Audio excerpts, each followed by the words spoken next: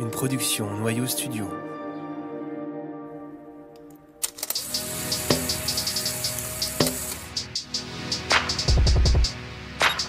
Vous écoutez Vision, un podcast sur la photographie contemporaine.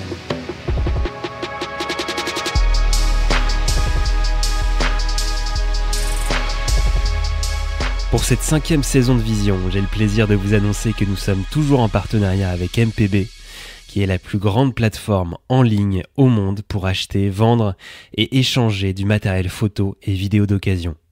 Il y a un lien vers le site de MPB dans la description de ce podcast et sur notre propre site vision.photo. Je vous souhaite une très bonne écoute.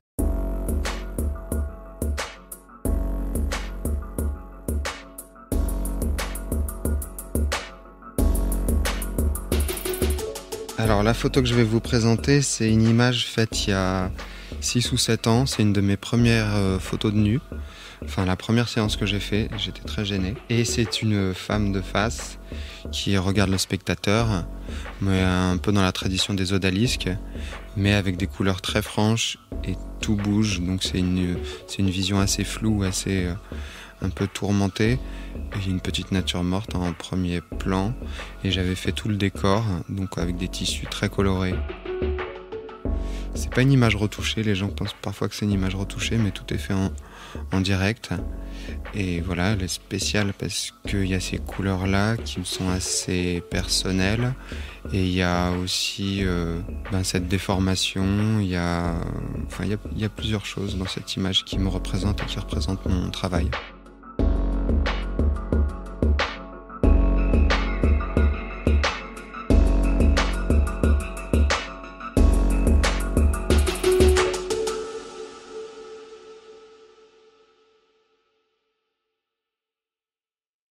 Je suis Paul Rousteau, je suis photographe et artiste. J'ai grandi en Auvergne et après j'ai étudié en Belgique et en Suisse l'art. C'était des éducations à la marge, parce que déjà à marge de la France, donc avec la Belgique et la Suisse. Et puis en enfance, j'étais dans une école alternative qui était considérée comme une secte par le gouvernement de gauche à l'époque. Donc ça m'a un peu choqué à cette époque-là, parce que moi je trouve qu'il n'y a que du bon dans cette éducation. Alors l'éducation qu'on avait, c'était une éducation déjà au milieu de la nature. L'école était au milieu d'une forêt. On avait cours seulement le matin et l'après-midi était consacré aux travaux manuels. Donc ça pouvait être sport, jardinage, artisanat, art, tous les arts possibles. Ça va de la sculpture à la peinture, au macramé, sans distinction de si c'est un artisanat ou un art.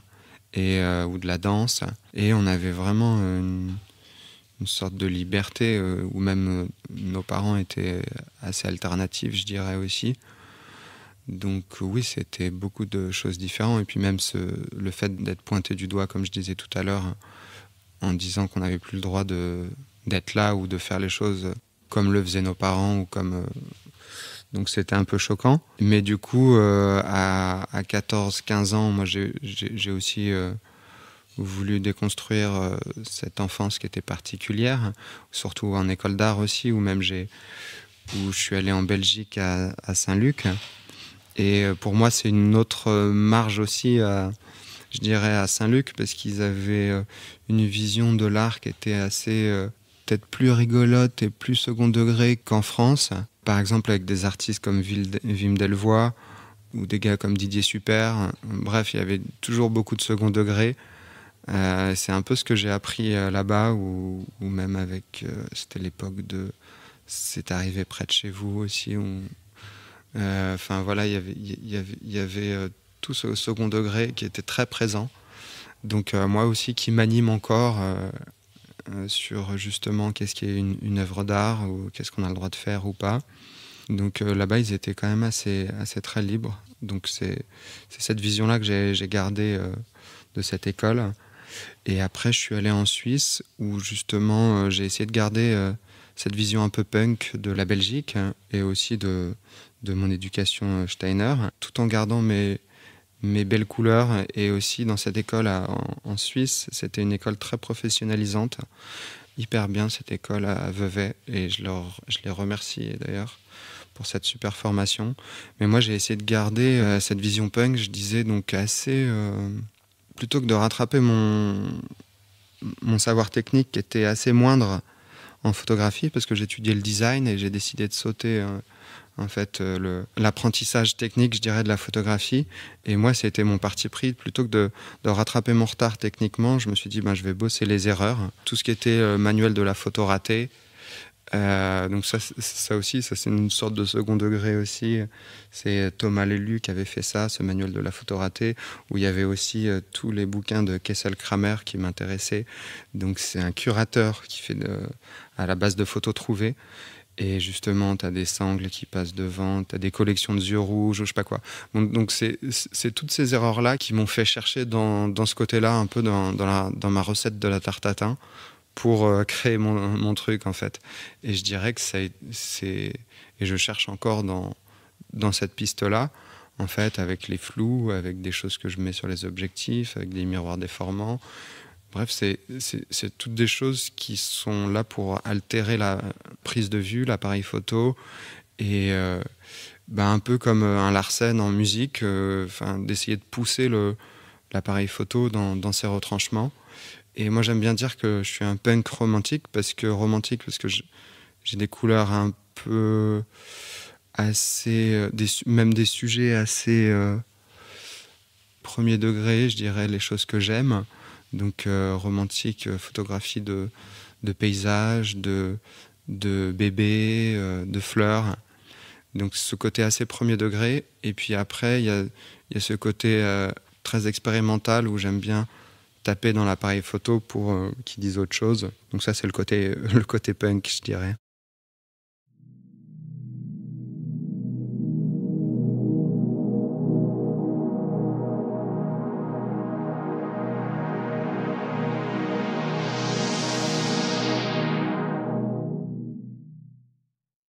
J'ai plusieurs souvenirs de photographie.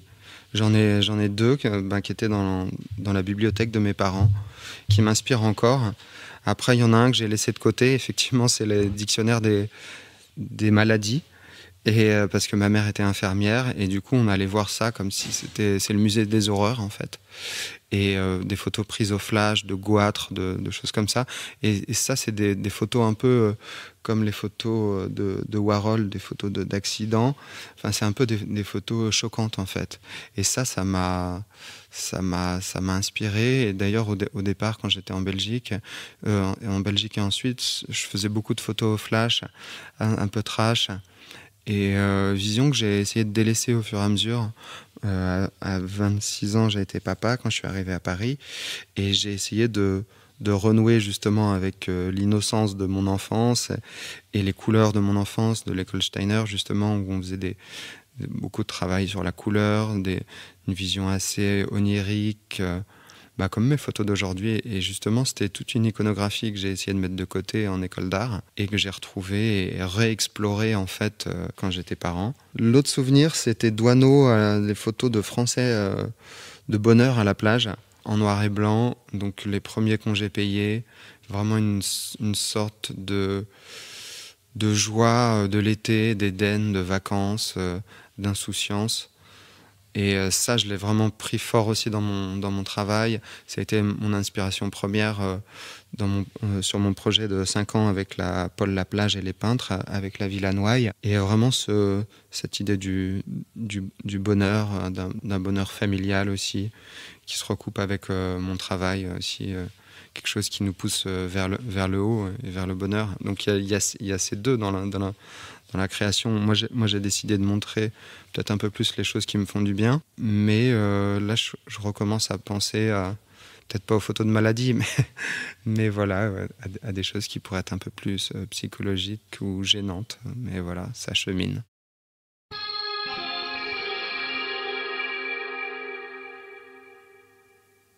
L'impressionnisme m'intéresse à plusieurs niveaux parce qu'il y a plein de questionnements autour de ça. C'est déjà, moi, la vision que j'en avais en école d'art. Pour moi, c'était vraiment quelque chose pour orner les biscuits ou de l'art pour ma grand-mère parce qu'elle avait des posters sur les boîtes de biscuits ou dans les toilettes. Et la vision, je dirais, assez critiquée aussi à ce moment-là, parce que ça fait 50 ans que c'était à son summum. Et la vision que j'en ai eue quand je me suis retrouvé face à une meule de monnaie que j'avais vue reproduite partout, quand je me suis retrouvé en vrai. Et en fait, ça a été passer justement de ce cynisme en disant ben voilà, c'est de l'art que je veux pas faire ou de l'art que j'aime pas, ça m'a touché droit au cœur. Et du coup, j'ai un peu changé. C'était un peu ma conversion. Et je me suis dit, ben en fait, c'est magnifique, ça me touche et je vais essayer de prendre l'art comme ça, au premier degré. Et du coup, moi, c'est encore ce qui me fait quelque chose. Enfin, ce qui me donne de l'émotion dans un musée, c'est encore ça. C'est encore de découvrir des tableaux ou impressionnistes. C'est souvent ce qui me donne le plus. Donc, j'essaye de juste rester aussi à cette émotion première. Après, si je découvre autre chose qui me donne autant d'émotion, je vais aller vers ça. Après, il y a encore, Dieu merci, il y a plein d'autres trucs qui me donnent de l'émotion. Mais voilà, je dirais que c'est un choix de cœur. Parce que les couleurs, et moi, je suis vraiment très sensible à ça. Et depuis Bonnard ou Monet, je pense qu'il y a personne qui les a dépassés. Donc, il y en a plusieurs. Il y a les meules, il y a son endroit aussi. Moi, à Giverny, ça fait 10 ans que je fais des photos là-bas. Le fait de lier aussi un endroit et comme la première installation où c'est lui qui décide ses couleurs, où c'est lui qui décide de mettre des nénuphars, qui décide de mettre une mare. Et en fait, lui, il construit son paradis. Bon, après, il n'a pas eu une vie forcément heureuse non plus, mais en tout cas, il a construit quelque chose, il a construit son motif. Je trouve ça extraordinaire. Donc, quand tout ça se mélange, la vie, l'œuvre, et puis lui, il avait un attrait aussi pour l'Asie. Moi, j'aime beaucoup l'Asie, la philosophie asiatique. Donc voilà, il y a plusieurs choses qui se rejoignent. Et moi j'ai besoin aussi de, plus j'avance, ou même on a besoin de repères. Et moi, c'est une sorte de maître, ouais, on appelle ça un maître, de lire ses biographies, de lire par quoi il a traversé, ce qu'il a construit. Ouais, voilà, c'est des balises, quoi. Alors mon travail, il est souvent sur essayer de questionner la réalité. Donc il y a souvent des jeux sur... j'essaye de mettre en place une sorte d'illusion, de vraiment questionner aussi le regardeur sur ce qu'il regarde. Donc qu'il y ait cette confusion, parce que moi j'ai la même confusion face au monde, c'est que je me demande comment a été créé tout ça, quelle est l'architecture, quelles sont les forces qui gèrent tout ça. Donc j'ai vraiment plein de questionnements. Et j'essaye de plonger le spectateur dans ce même questionnement. Et du coup, c'est sur comment montrer le monde, comment montrer la beauté du monde aussi, comment montrer aussi ce qui pourrait être derrière l'architecture du vivant.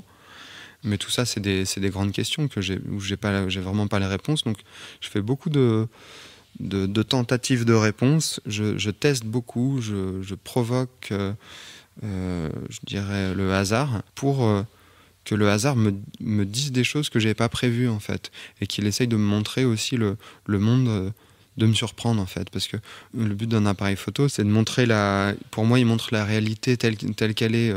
Tout le monde prend des photos avec son téléphone, tout est net. Alors que l'œil humain, moi, je regarde pas comme ça. Moi, je regarde les choses, je fais des focus, tout le reste est flou. Si je regarde quelque chose, je vais me concentrer dessus et tout le reste sera flou. Et du coup, c'est une vision comme ça que j'essaye de montrer, d'avoir dans ma photographie. Ou si je regarde les couleurs, ou si je peux regarder flou aussi. Tout le monde peut regarder flou, il suffit de loucher un peu, ou d'entrouvrir les yeux. Et j'essaye de chercher aussi quelle pourrait être la vision d'un arbre, quelle pourrait être la vision d'une belette. Moi, je dis n'importe quoi là, mais voilà, juste essayer de montrer les choses différemment. Ouais. C'est vraiment ça mon but. Ouais. Et pour ça, j'ai des sujets qui sont assez... je cherche pas des sujets très compliqués, donc je cherche vraiment ce qu'il y a devant moi ou ce qui me procure de l'émotion. Donc ça peut être un paysage, ça peut être un enfant, ça peut être une femme, ça peut être une nature morte, une belle lumière. Donc c'est des choses qui sont assez premier degré, ou même dans l'histoire de la peinture, ou même dans l'histoire de... Enfin, c'est dans ce que photographie tout le monde, ou un coucher de soleil, ou les parents qui photographient les enfants. Donc moi, je veux vraiment rester près de ces émotions-là, mais de montrer les choses différemment. Donc c'est vraiment ça mon but, ouais. Et de me surprendre.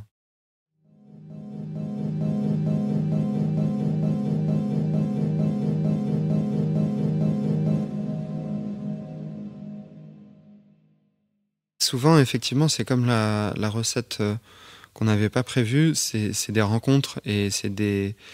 Par exemple, une fois j'étais à un mariage, il y avait un plateau qui reflétait quelque chose et je me suis dit, mais c'est dingue, ça reflète la réalité, ça transforme les fleurs qu'il y avait, le bouquet sur le truc. Je me suis dit, mais ça je dois noter, je dois essayer de bosser ça. Après, j'ai trouvé des miroirs déformants que je peux plier. Après, j'ai trouvé... j'ai eu l'idée de les découper. Du coup, on peut montrer la réalité en arrière-plan plus le miroir déformant. Et tout ça, c'est empirique. C'est une idée après l'autre. C'est des petites pattes fourmis. Mais à chaque fois, je suis content d'avoir une trouvaille et surtout de montrer les choses différemment. Et après, j'ai expérimenté plein de trucs, que ce soit la façon d'imprimer aussi, que ce soit en ce moment, je repeins sur les images. Donc tout ça, c'est pour complexifier le réel et c'est des trouvailles ou des filtres ou des choses comme ça. Ouais. J'ai toujours eu des espaces de création, mais c'était plus des endroits photographiques où je faisais des portraits ou de la mode ou des choses comme ça, un studio. Là, c'est plus un atelier à Pouche et c'est plus axé autour de la peinture parce que j'ai cette exposition avec Romero Paprocki et Jeanne Melka, qui est une artiste et un galeriste, du coup, dans une galerie parisienne. Et mon idée, ça fait 10 ans que j'y pense, c'est de faire de la peinture photographie, de la fauture. C'est très mauvais ce truc, fauture, mais ouais, on va garder, ouais, c'est bien. De la fauture, ouais. Donc un objet hybride entre photographie et peinture, qui sont un peu les cousins qui s'aiment pas trop, qui se regardent tout le temps, mais qui représentent les choses, mais c'est un peu deux concurrents. Et puis moi, j'essaye qu'ils fassent l'amour et qu'ils s'entendent bien, quoi. Mais ouais, c'est un peu mon but, c'est de mêler ces deux passions et d'en faire quelque chose de personnel et aussi de faire évoluer ma pratique, je dirais aussi, ou faire se joindre encore plus la confusion entre ces deux médiums aussi. Donc moi, j'aimerais bien être le pont entre ces deux-là, ouais, je dirais. La peinture, je la pratiquais adolescent beaucoup. Et j'ai arrêté quand je suis arrivé en école d'art parce que j'en ai une haute idée et souvent dès que je m'y mettais ça me frustrait et j'étais pas content de moi. Et puis j'ai rencontré la photographie aussi et là j'y vais un peu trop respectueusement parce que justement je la respecte un peu trop, donc j'y vais par petites touches. Puis j'ai plein de collègues super forts, mais en même temps je vais peut-être aussi y aller aussi franchement de façon punk, on verra. Mais là c'est mes débuts, hein. J'ai l'impression d'être totalement débutant. Donc je sais pas trop vers quoi ça va aller, mais j'ai plein d'idées, on verra.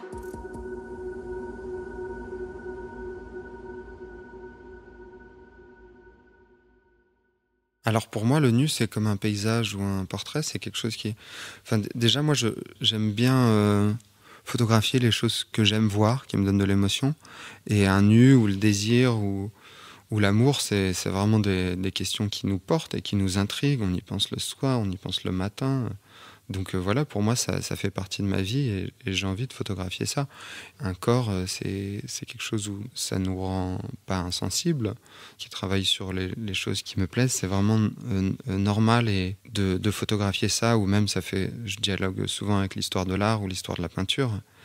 Et pour moi, c'est très important de représenter ça. Après, j'ai quelques complexes parce que le corps de la femme doit être vu pas que par des hommes. Je suis assez d'accord avec ce point de vue-là, mais je suis aussi d'accord avec le mien de continuer à montrer ces choses-là, peut-être différemment, mais en tout cas de ma manière. Mais je trouve ça important de continuer à réfléchir à ça et à le représenter, ouais.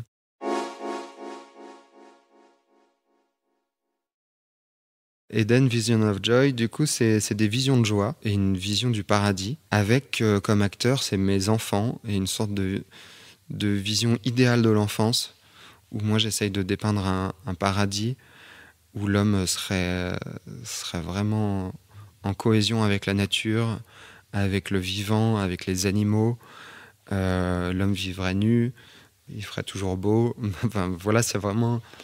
Après, en vrai, c'est le backstage, c'est aussi mes enfants en vacances et aussi tout cet espoir de...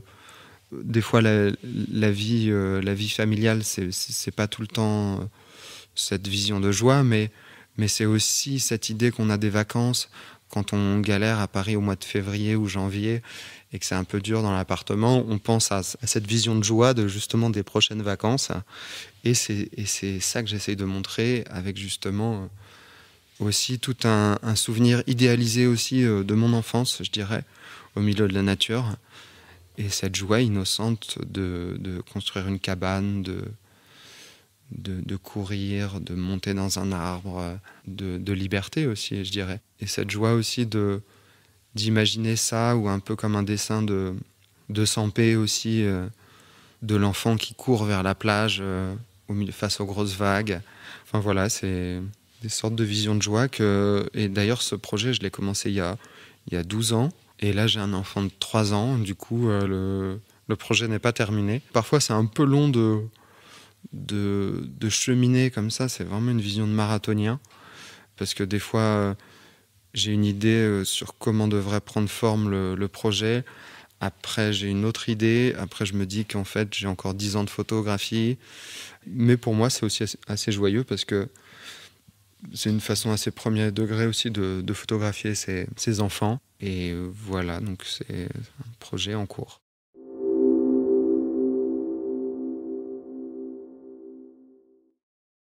Pour moi, c'est une question très importante. On a souvent ce débat justement avec une amie, Shannon Guéricault, qui est artiste. Et elle me disait, ah, c'est un drame, je vais arrêter d'être artiste. Je lui dis non, non, non, mais justement, des empêchements pour être artiste, il y en a plein en fait. Et je pense que justement, moi, j'ai essayé de les intégrer à mon travail artistique parce que je me suis dit que je voulais pas décloisonner les deux. Si j'étais père et artiste, ça devait se faire ensemble. Et aussi parce que effectivement, ça peut être une difficulté de continuer à être artiste en étant parent, parce que être parent aussi, ça demande de l'argent. Donc, mais moi, justement, quand j'ai eu mon premier enfant à 26 ans, je me suis dit, j'étais un peu laxiste, j'étais un peu un branleur. Après, j'essaye de le rester, mais je dirais que ouais, quand j'ai eu mon enfant, je bossais dans des bars et tout, dans des cinémas, des petits boulots à côté, et je continue ma pratique un peu de façon tranquille. Et quand j'ai su qu'on allait avoir Henri, et je me suis dit, là, tu vas te bouger, mon gars, parce que sinon, tu vas bosser dans des bars et des restos toute ta vie. Donc, ça a été une grande motivation aussi pour moi d'appeler les gens et de leur dire. Et là, pendant 9 mois, pendant 2 ans, 3 ans, j'ai saoulé tout le monde par mail ou pour contacter les gens, pour bosser en fait. Et pour moi, ça a été très important ce pas-là, parce que c'est ça qui m'a fait connaître aussi. C'est en se bougeant et c'est en travaillant, en faisant beaucoup de commandes, en faisant beaucoup d'images. Et tout ça, c'est en faisant que j'ai trouvé mon truc aussi.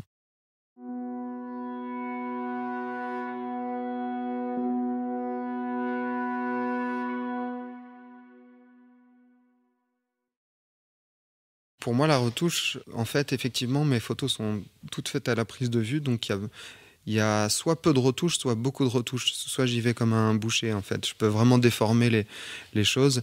Mais mes déformations, effectivement, ou les autres choses sont tout fait à la prise de vue. Donc, moi, c'est vraiment une question à chaque fois au vernissage ou je sais pas quoi. La première question qui vient, c'est Photoshop ou c'est de la retouche. Et je dis non. Et souvent, les gens, ils préfèrent, ils disent, ah, c'est bien du coup. Et moi, je mets pas de valeur si c'est Photoshop ou pas, mais parce que c'est très dur de maîtriser Photoshop.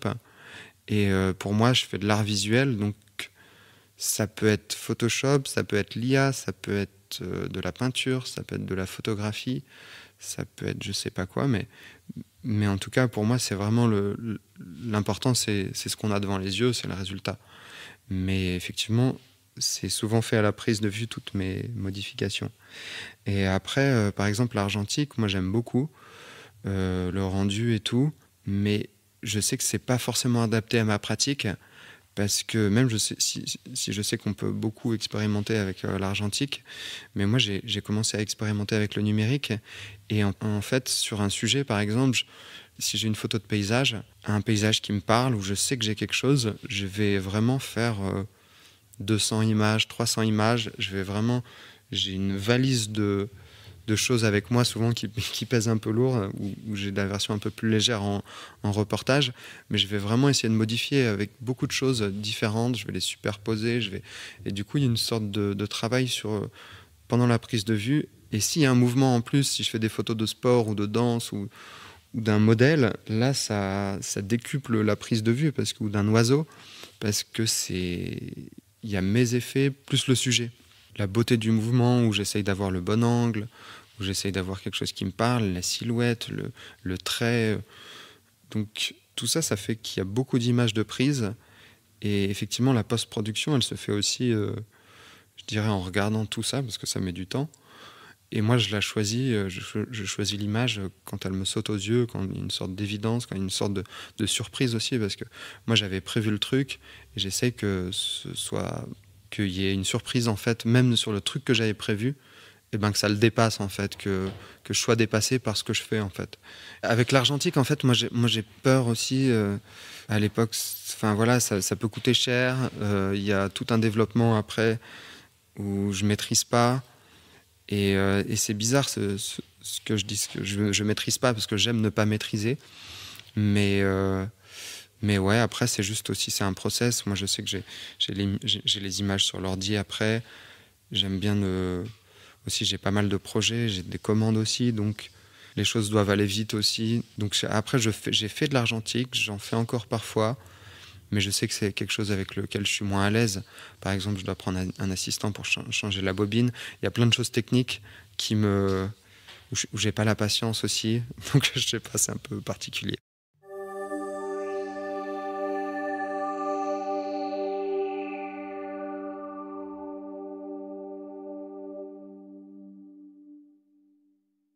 Moi, la couleur, c'est vraiment quelque chose d'instinctif et de pas intellectuel, et j'ai un peu du mal à l'intellectualiser, et j'ai du mal aussi avec les gens qui l'intellectualisent.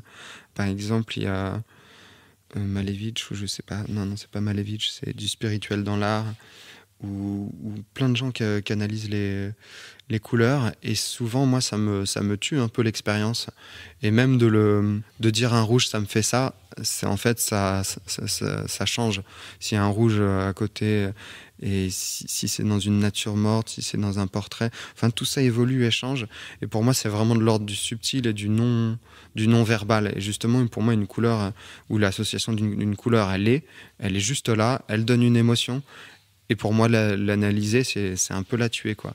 Donc, franchement, je sais pas. Moi, je vais vers les couleurs instinctivement. Enfin, d'ailleurs, mes premières photographies, c'était ça. C'était, je sais pas, il y avait un truc assez graphique sur des poteaux de chantier, les trucs orange.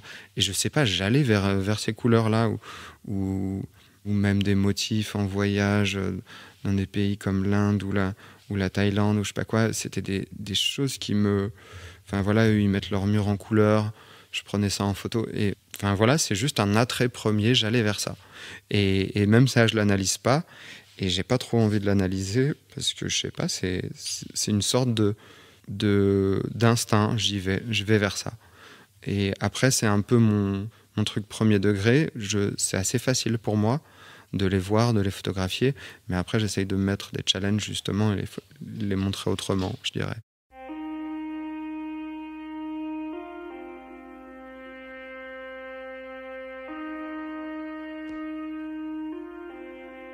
Seascape, ça a été un projet très important pour moi, parce que ça a été déjà une coupure dans ma vie de tous les jours, parce que je me retrouve sur un bateau au large de l'Australie avec 40 Australiens qui avaient payé pour faire cette expérience, et moi j'étais le seul artiste sur ce bateau, qui est une réplique d'un bateau de Thomas Cook, donc une espèce de bateau en bois énorme de 400 ans, avec une histoire particulière parce que c'est le bateau qui a découvert l'Australie. Enfin découvert, j'aime pas trop cette vision parce qu'elle existait déjà et justement ils sont en train de refaire l'histoire là-dessus.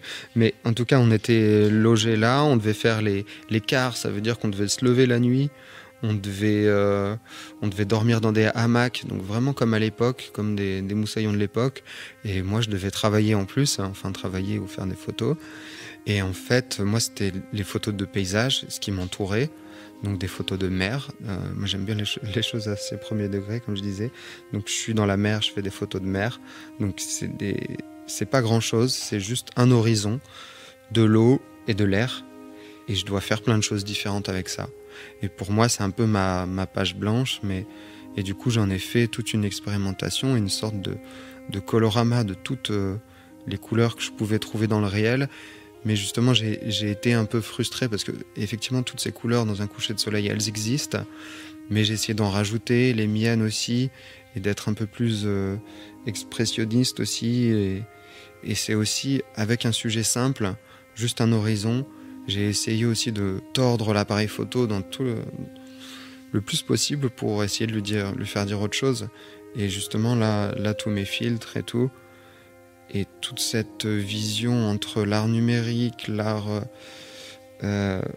l'IA aussi qui commençait à arriver, ou même ces images un peu Photoshop, ou même la peinture, j'ai essayé de mêler tout ça mais tout a été fait en direct aussi. À part quelques prises de vue justement qui ont été faites en studio, je me suis dit que c'était bien d'avoir cette confusion parce que, comme je disais, j'aime essayer de perdre les gens dans mes images, hein, de savoir ce que c'est.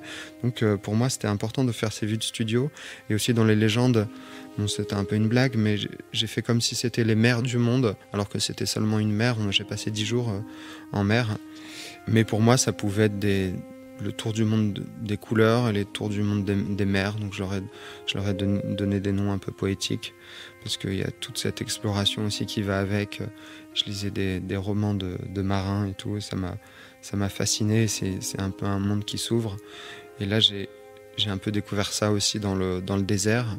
Donc il y a toute une littérature aussi passionnante entre l'aventure et les moments hors du temps et mystique aussi qu'on peut vivre. Parce que sur ce bateau, rester par exemple, se lever à 2h du mat pour surveiller un point devant soi, parce qu'on devait surveiller s'il n'y a pas il n'y avait pas d'iceberg, mais s'il n'y a pas un tonneau ou un truc comme ça.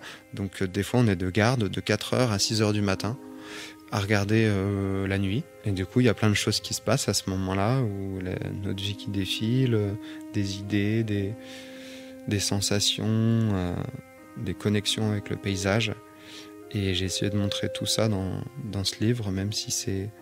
Et j'aime bien aussi ce livre parce qu'il est vraiment entre l'abstraction et la réalité, et c'est vraiment le but que je cherche dans mon travail, c'est d'être entre ces deux-là.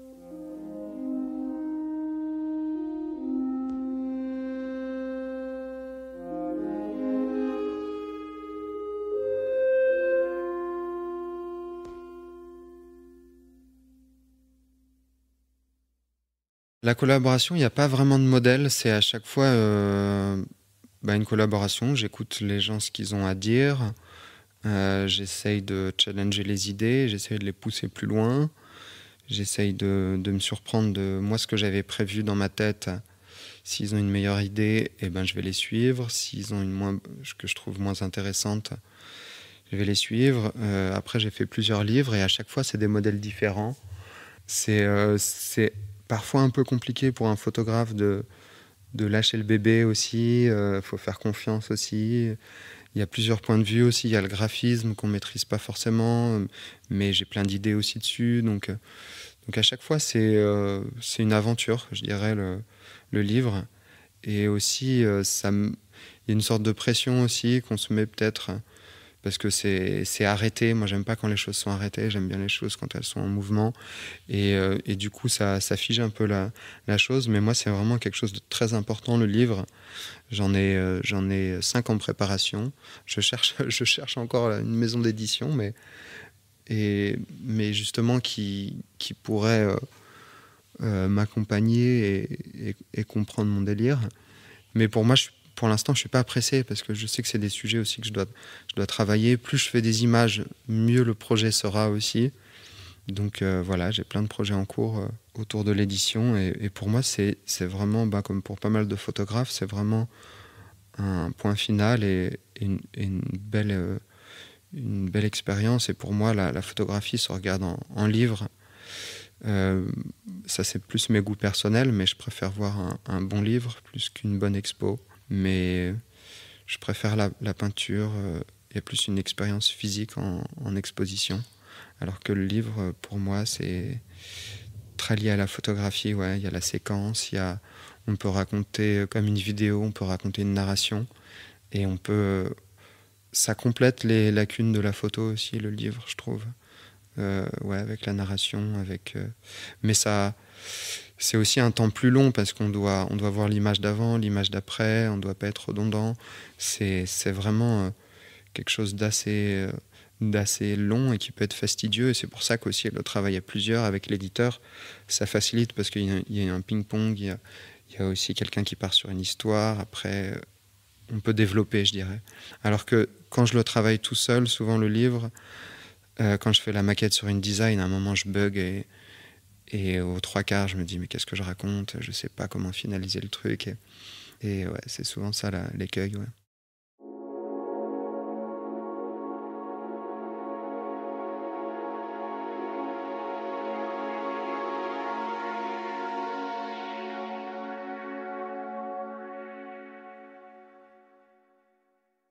Pour Roland-Garros, il y avait 3 artistes qui présentaient leur vision de Roland-Garros, vision totalement libre et carte blanche. Et moi, j'avais déjà concouru il y a 3-4 ans. Et c'est Beaux-Arts Magazine et Fabrice Bousteau qui présentent les artistes, enfin qui choisissent les artistes qui vont présenter.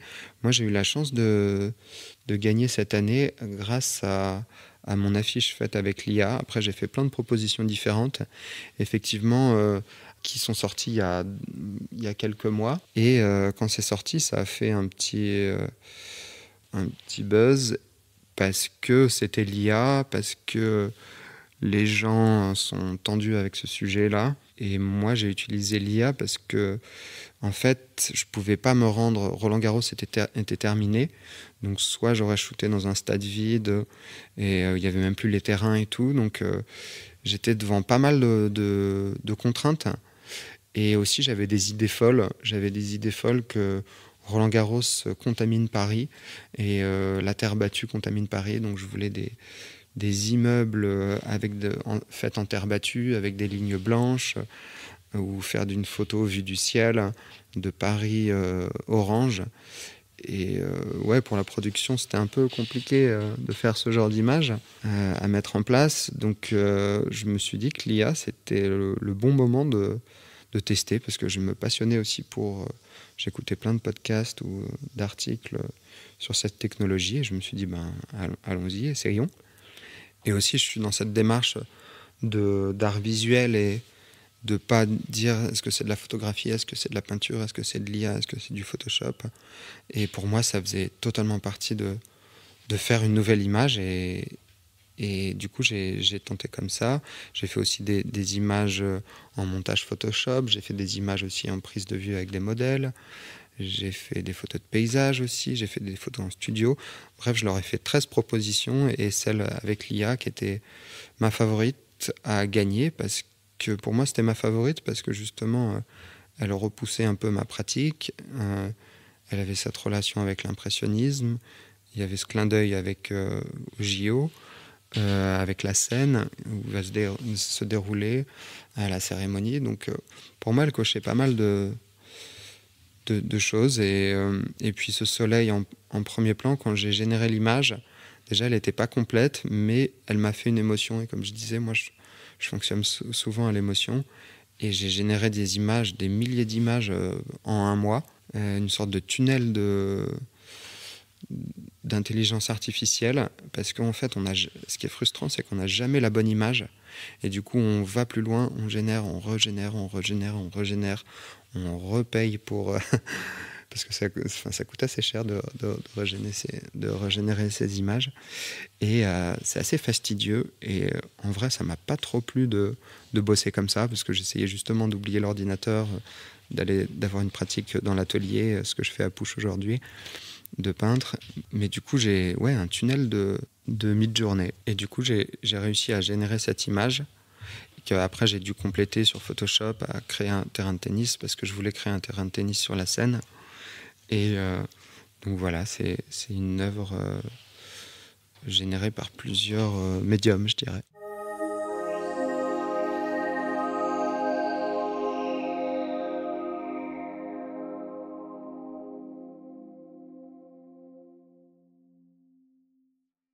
Moi, je copie beaucoup. Je copie l'impressionnisme, je copie la peinture, je m'inspire de la danse, je m'inspire de tout. Je me fais copier aussi, mais j'ai l'impression que c'est dans l'ordre normal des choses.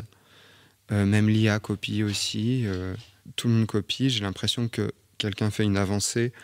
Après, c'est dans le domaine public. Et après, heureusement, on est protégé avec le droit d'auteur en France. C'est hyper bien fait.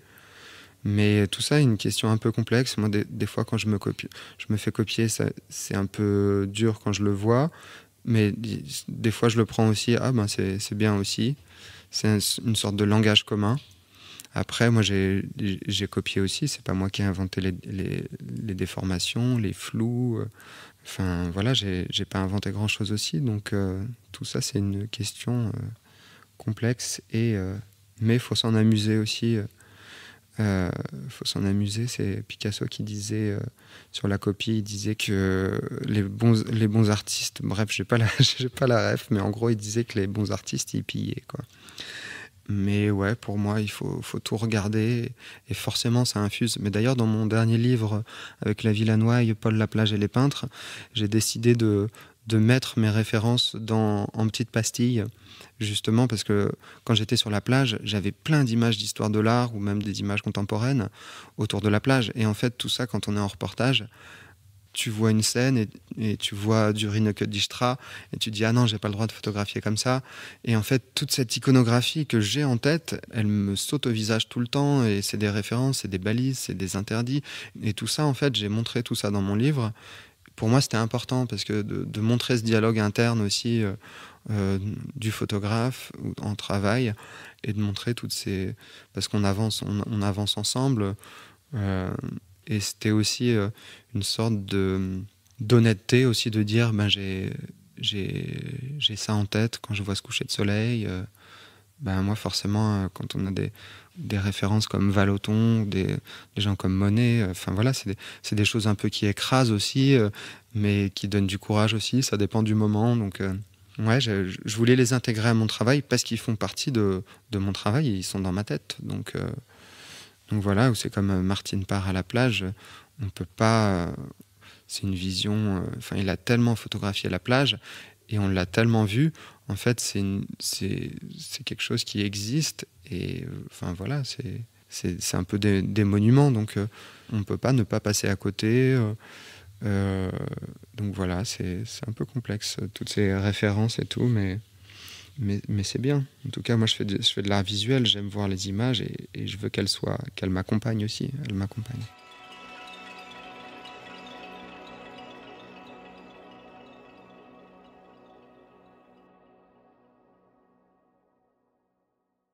Le futur de ma photographie, ben, je l'imagine, je l'espère plein de surprises.